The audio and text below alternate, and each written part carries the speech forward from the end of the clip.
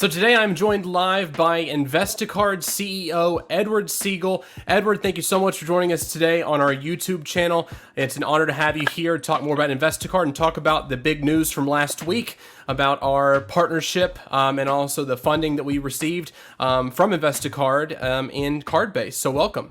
Sure, appreciate you having me on. And yes, we are live from Investacard here with Cardbase. Appreciate you guys having me on. We are super excited to join the Cardbase team.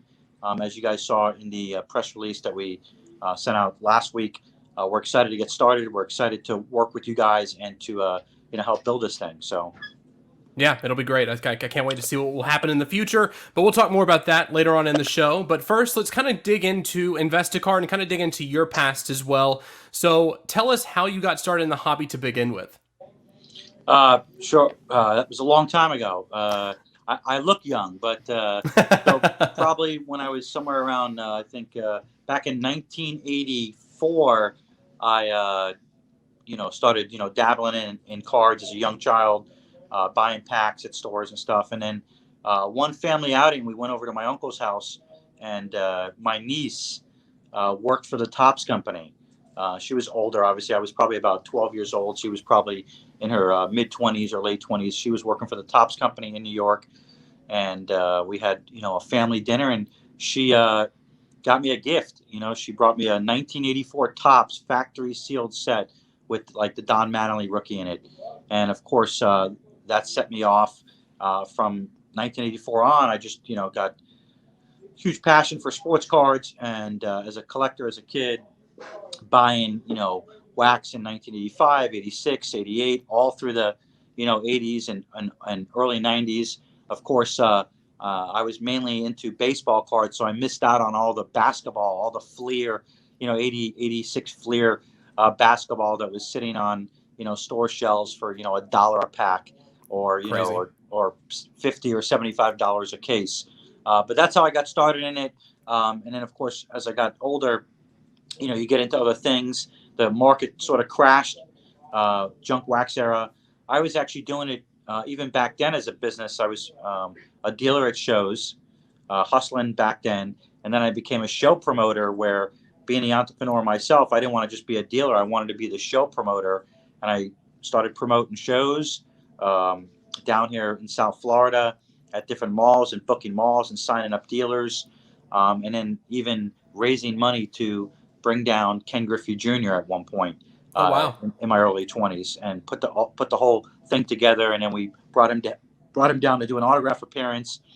Market kind of sort of crashed back in the early 90s, and went on to do something else. And then, of course, 4 years ago, having seen some exciting stuff come out from the hobby and cards that were being record-breaking sales, and I saw something in the hobby that was making a comeback, and I did some research on it and fell back in love with it. And here we are, owning a company and employing workers and building platforms. So that's awesome. That's awesome. Yeah.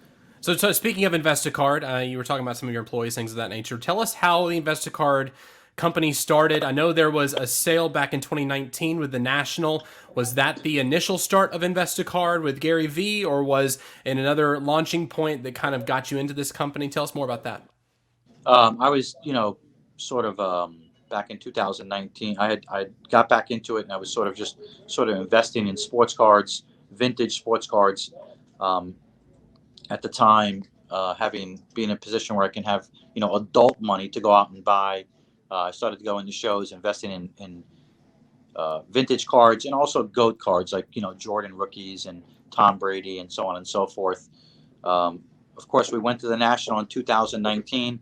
A year prior to that, or a year and a half prior to that, I was building up an inventory, and I saw from afar, being at other shows, that there was an opportunity to build a platform to help people monetize on like a lot of these raw cards that they had.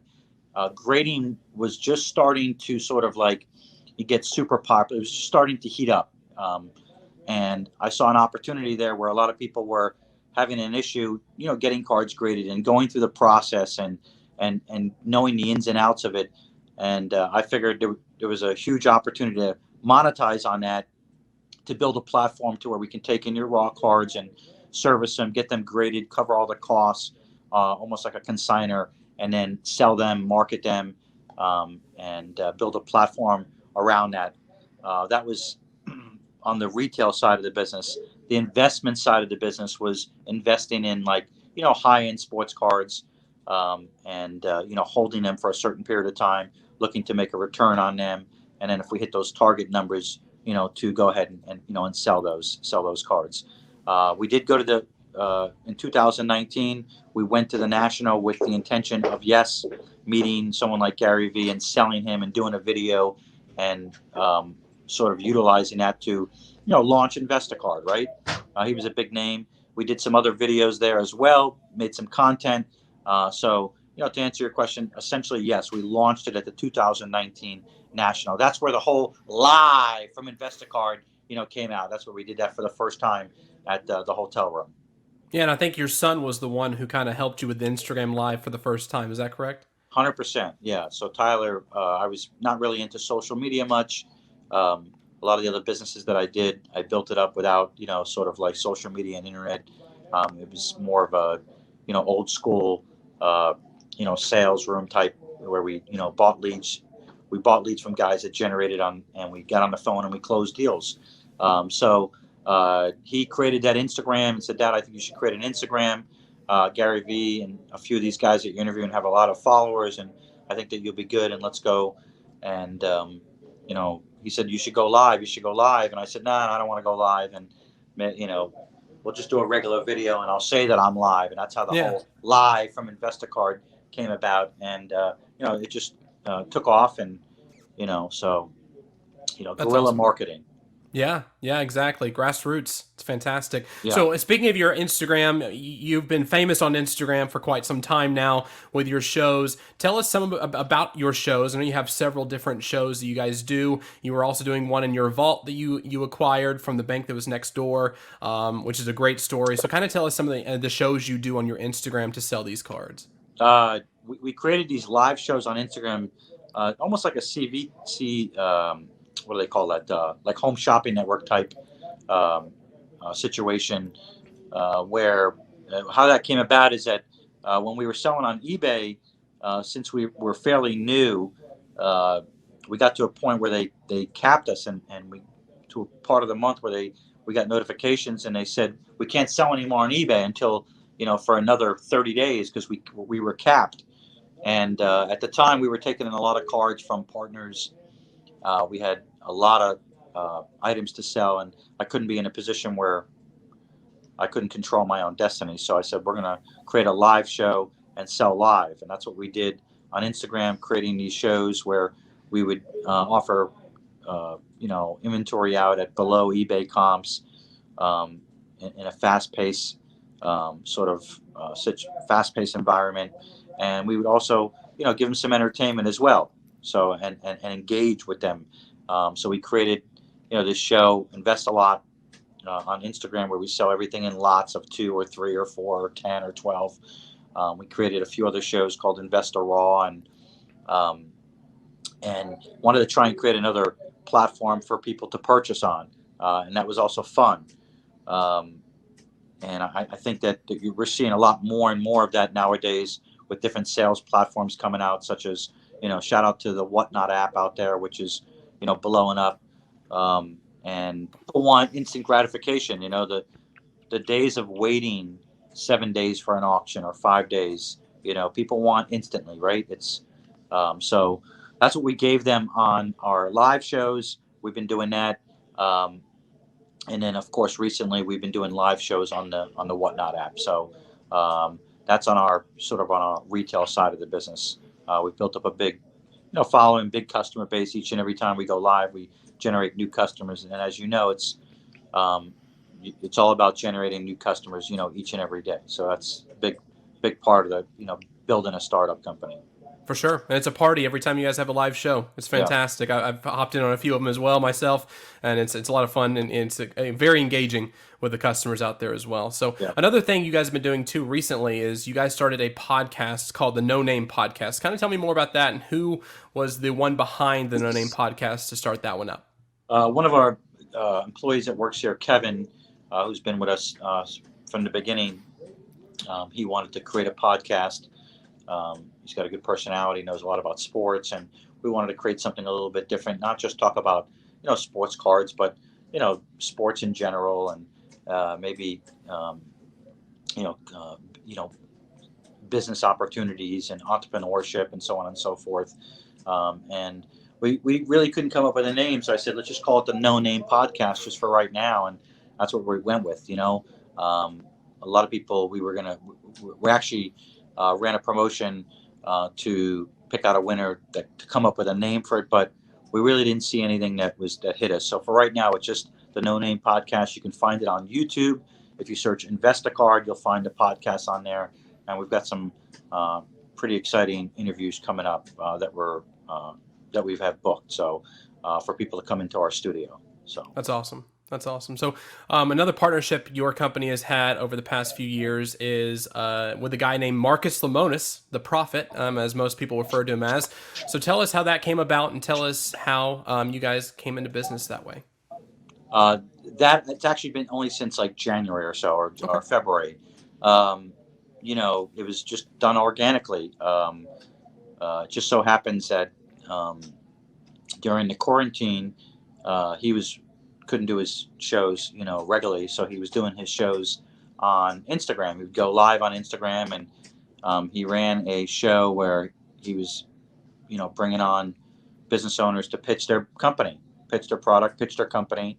So I went on there just like anyone else, and of course, trying to get on the show was challenging because a few thousand people in there trying to get, and he was picking people out live, and um, I was watching his show while on quarantine, and one week he decided to say, well, we're going to bring people on live, and I'm going to invest in some of these companies if I like what you have to say and see how your pitch is. So one night his show was going to be at like 8 o'clock. I was at the office late, and of course I'm running behind, and I want to get home and get settled in, so I no distractions, and try and get on his show.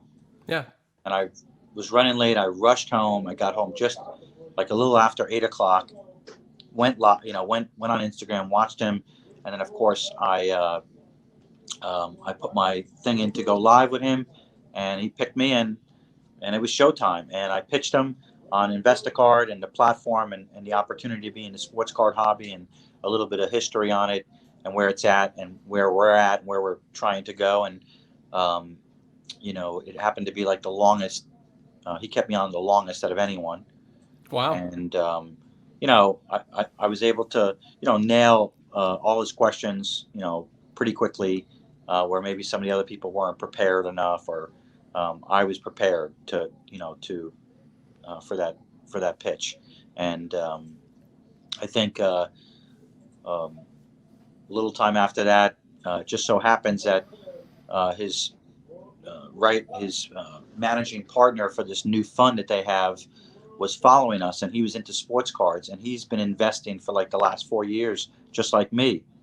And he was following us, and so he was watching the show at the time, and then he spoke to Mark. He said, "I can't believe the guy from Investacard was on. I follow these guys. They're pretty exciting to watch, and they got some good things going on." And one thing led to another, and one call and one email, and before you know it, we were inking a deal. So I thought, being a startup, and being out there looking for capital, or looking for the right partner, which I was, and had a lot of opportunities to bring on other partners. But I thought Marcus and his team gave us the best opportunity to succeed, and not only with capital, but with experience, thought leadership, and so on and so forth. So that's where we are today, and we've already grown quite a bit with the Marcus team.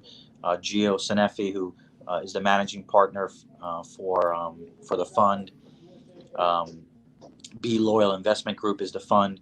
And whether it's from a technology standpoint, whether it's from a operation standpoint, I think we've come a long way since the partnership. So. What's the one thing that has, I know it's been a few months now since you guys came into business with each other, if it was in January or February. So what's the one key component they've brought to the table for Investacard to further enhance the brand of Investacard? Probably from the technology standpoint, sure. Which includes, the deal that we did with Cardbase. So when you couple all that together, and steering us in the right direction in terms of, some technology people that can help us, and that's probably the most important thing right there. So. Yeah. Well, speaking of partnerships, kind of like we were talking about earlier in the show, we had a partnership last week. We announced it through our public press release that we had. Sure. So just tell us more about that. Tell us more about what made Cardbase stand out for you compared to all the major, card management softwares out there. What made Cardbase stand out to you? I think probably the synergy that we had together in terms of where Cardbase wanted to go with their with their platform, and where we wanted to go with ours. We were on the same wavelength, and the ability to do a full partnership in terms of the integrations and API integrations. The main reason for the partnership was to build, to have proper data, real time, real live data. From many different, platforms, not just eBay, but other platforms that are driving in data. That was super important for us to have the proper data for us to stay ahead of the game in terms of how we buy and sell sports cards on a day or week to week basis, and then of course introducing our brand new product on the finance side, our finance product, Sports Card Advances. We needed to know that if we were going to build a system that was going to be able to, give out instant approvals and be able to look at a card, underwrite it real quickly, and lend off of that card, we needed the proper data, and we felt that Cardbase was going to be the best partner for us to for that long term. That's after doing several months of research and looking at other platforms. We came to a deal with Cardbase, not only as an investment from an investment capital side, but from a strategic side. So not only are we going to be able to pull real-time data to instantly approve our sports card advances, but we're also going to be able to, give the opportunities for a lot of partners that sign up with us, whether it's as a consignor partner, whether it's somebody that's sending us raw cards for us to get graded. They'll have the opportunity to become a member over on Cardbase and utilize the portfolio over there with special incentives and stuff to help manage their platform or manage their portfolio and stay ahead of the market. It's all about the data, and this is a real market. It's active each and every day, and those that are on top of it and watching the data are the ones that are going to be successful. So. Yeah, and speaking of the market, we have seen a bit of a, people call it a dip, people call it a correction in the market. We have seen it rebound a bit this month, according to Cardbase statistics there. It looks like it has been rebounding in the market. So tell us your analysis of the market. Where do you see this market going from here? We saw a huge spike in the market during the COVID-19 pandemic, but where do you see the sports card market going moving forward? It's a magic question everybody wants to know. It is. Nobody has, the exact right answer to it. Markets go up and down every day, and there was no way for that market or the sports card or any market to keep on going up the way it was going up. Not sustainable, right, long term. So the market has come down quite a bit, especially on a lot of the lower end stuff. I think that it's a simple case of supply and demand, right? A lot of supply out there and not enough demand. That's what takes a product. That's what takes the price sort of down. I think that some of those, across the board, they're going to level off, and that same card that was once $300, let's say uh, that same, Luka Doncic PSA 9 that nobody could really afford, that was at $700, can now be affordable, maybe more affordable at that $150 or $200 range, which I think is good for the hobby. It brings more people in, but I think there's a ways to go. I think especially on a lot of cards, there's still a ways to go in terms of the other way. Um, Especially with companies like PSA that have been on such a backlog of millions and millions of cards. Who knows how many real cards are going to hit the market over the next 6 months? Is it 3 million? Is it 5 million? Is it 10 million? Is it 15 million cards? And what percentage of those slabs are slabs that are $200 or less, or $100 or less? Because that's the majority of it, right? I don't think anyone really can answer that question. Where it's because a big part of the market is the lower end market. It's one of the main reasons why we created our platform on the retail side. So somebody that's getting cards back from PSA and needs to sell them, doesn't want to go through the whole process of doing all the work in terms of listing them and doing the customer service and trying to get them out as fast as possible so you can get your money back. That's why we created the partnership program Investacard, where we take in slabs, and we've been taking in a lot of PSA slabs, and we're still continuing to take them in. So if you've got PSA slabs and you want a platform to sell them on, Investacard is here to help you get them sold super fast, and you get paid on them the very next day. So with full transparency with our partner portal, I think if you ask me that same question 3 months from now, I might have a better answer for you in terms of where the market's at. We know the market is, for high ends, for ultra high end cards, it seems to be pretty healthy. We know that every other day we're seeing a record breaking sale, right? Just over the weekend we saw a record breaking sale on Babe Ruth card, the highest, most expensive Babe Ruth card, which was a PSA 9 that sold for, what was it, $4.2 million. I happen to have the luxury, the owner of that card, Dr. Newman, I had the luxury of meeting and having lunch with him in 2019 at the National. Oh, wow. Because I was a friend of his son's who lives down here locally, and sort of we connected at the National. And the one thing he told me, he had, obviously recently passed. He passed, and they sold his whole collection just recently on one of the auctions on Memory Lane. Shout out to Memory Lane right there for putting on that auction for all his stuff. He told me, I remember him telling me, you can never go wrong investing in vintage. Stay with the vintage asset class. True. And buy high grade vintage. Not 10s. It doesn't have 10 is the greatest, but 8s, 7s, and 8s, 6s, 7s, and 8s, 9s. Buy high end vintage, he said, and you won't go wrong. This is when I was first starting Investacard, and we were investing, and I was getting advice from him, and had to, like I said, a lot of knowledge there, and he had the most amazing vintage collection. He had 5 or 6 cards over the weekend that sold for $10 million. Whoa. So, I think the vintage market has come down quite a bit, but there are a lot of ones that did not, that stayed its course, and that have even increased in value.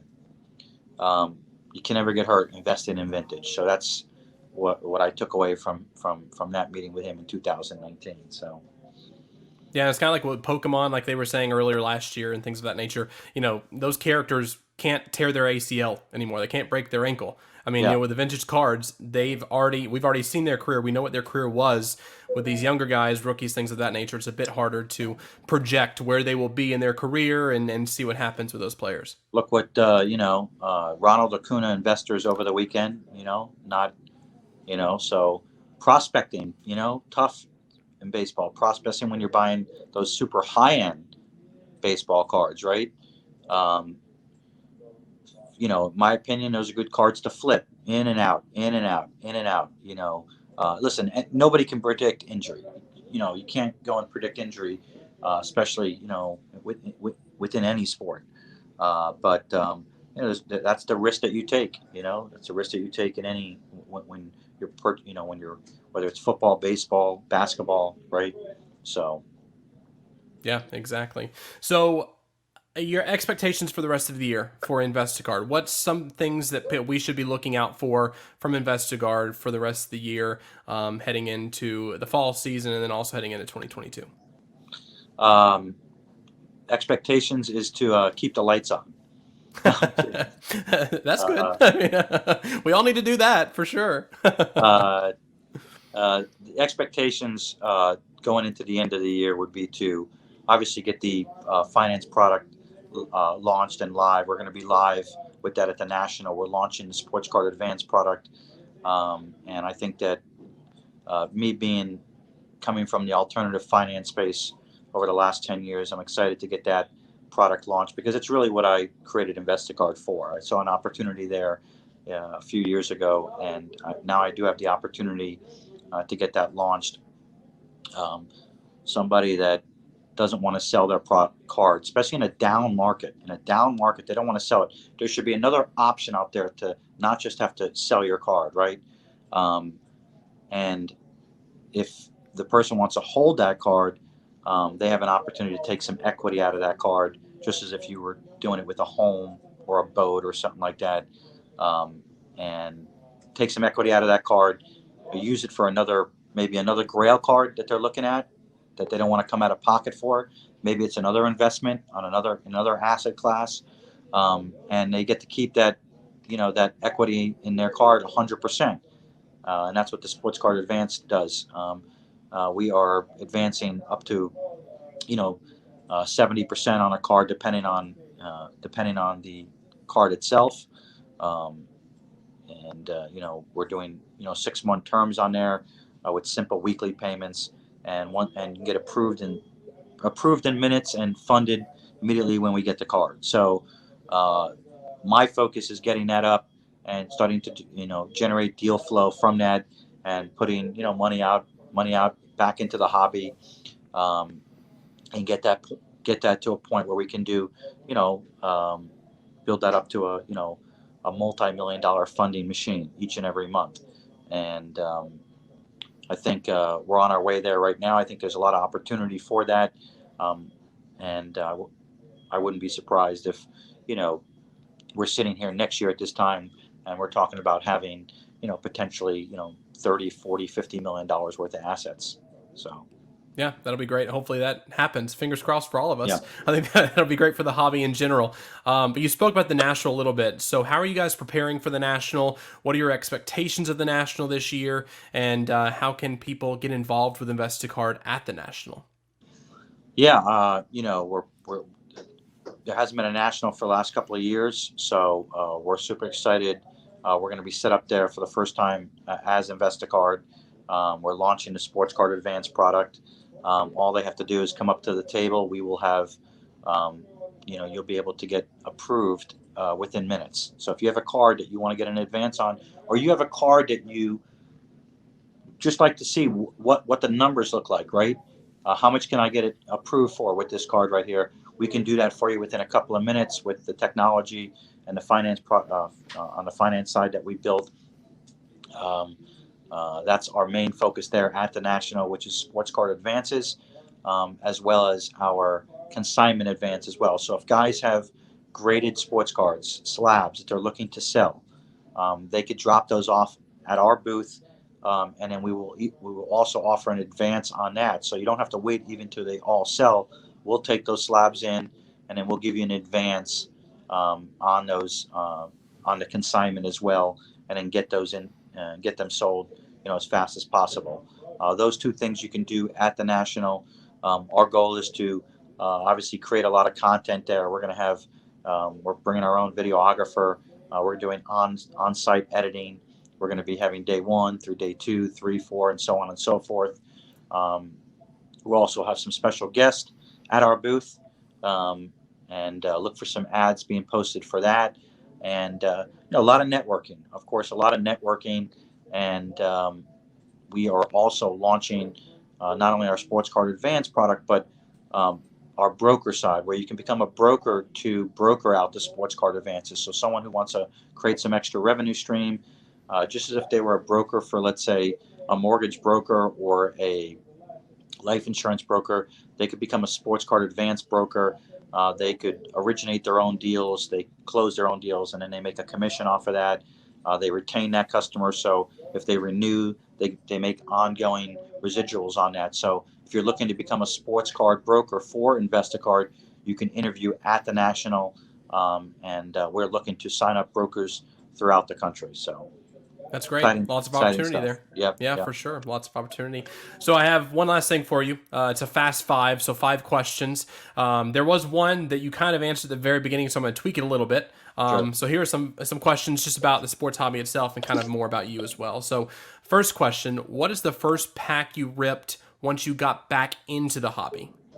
The first pack I ripped when I got back into the hobby, man, it was probably...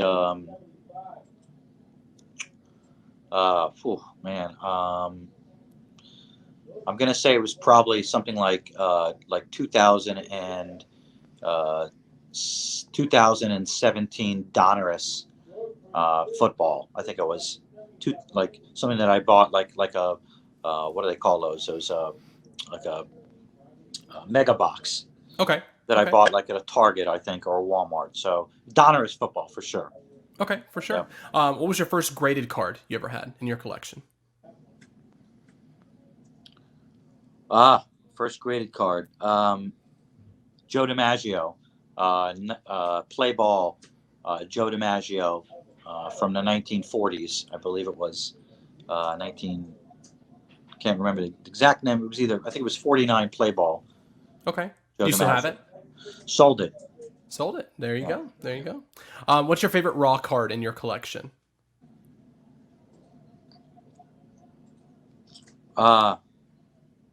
Favorite raw card in my collection?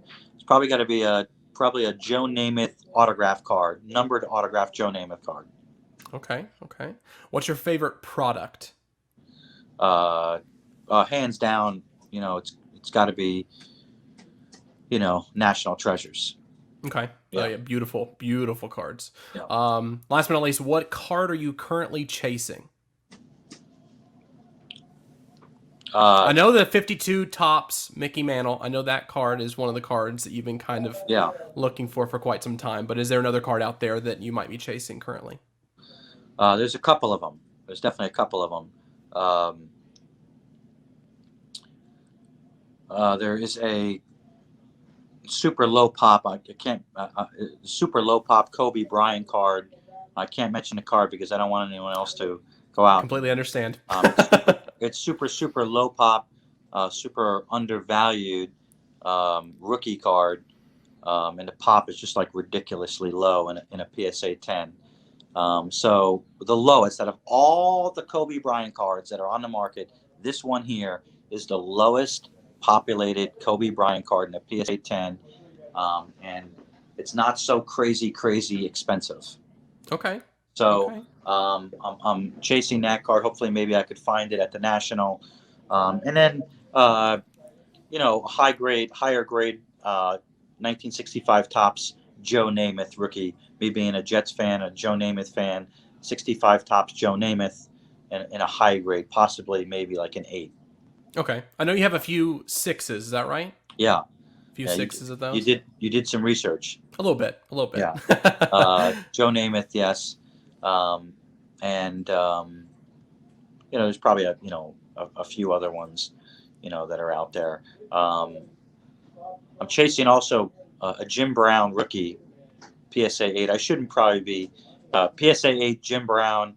There are no 9s or 10s, and he's so iconic, right? He's just part of history, right? Jim Brown. Yeah. And a couple of months ago, the card was ridiculously undervalued compared to some of the other stuff in that football in general in terms of rookie cards in high grade. I thought it was just ridiculously, and then of course just as I thought that of course one sells for almost double the price that where it was at. Whoa, crazy! And I never said anything about it or anything. I spoke to like two main guys about it, and but it makes a lot of sense, and there's not too many of them. It's a low pop, and I think that's where, if you're investing for the long term, um, and when I say long term, it could be 36 months, 48 months, in that range. Look for the low pop cards. I think that's where the value is going to be. That's where you're going to the low populated cards, and so that's where I'm at. That's awesome. That's great. Yeah. So tell us some other places where we can find Investacard online, whether it be your website, your social media. Kind of give our viewers that information as well, so they can check you out.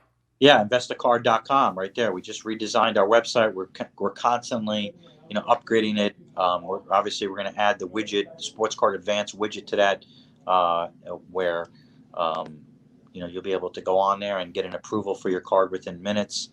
We're going to add that widget on many different sites, including Cardbase.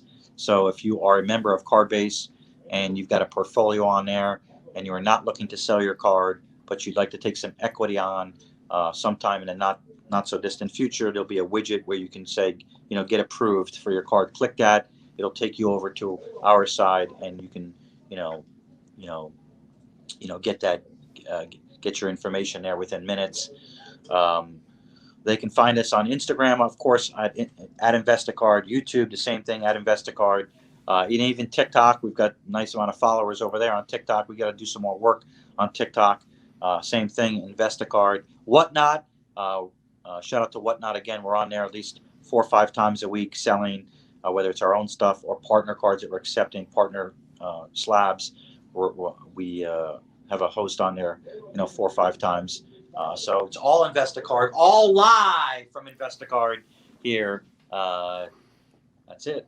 Yeah, that's great. Well, thank you, Edward, thank you so much for joining us today. It was truly a pleasure to have you on the show, and we look forward to see what happens with Cardbase and Investacard in the future. Yes.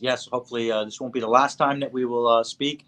Hopefully, we can do this again and give you guys a recap, maybe in 90 days. See how the first 100 days goes within the partnership, and by that time, we'll have the Sports Card Advance product all live.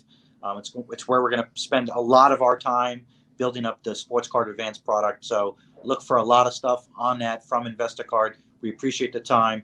And as always, invest in the best with Investacard. Thanks, buddy.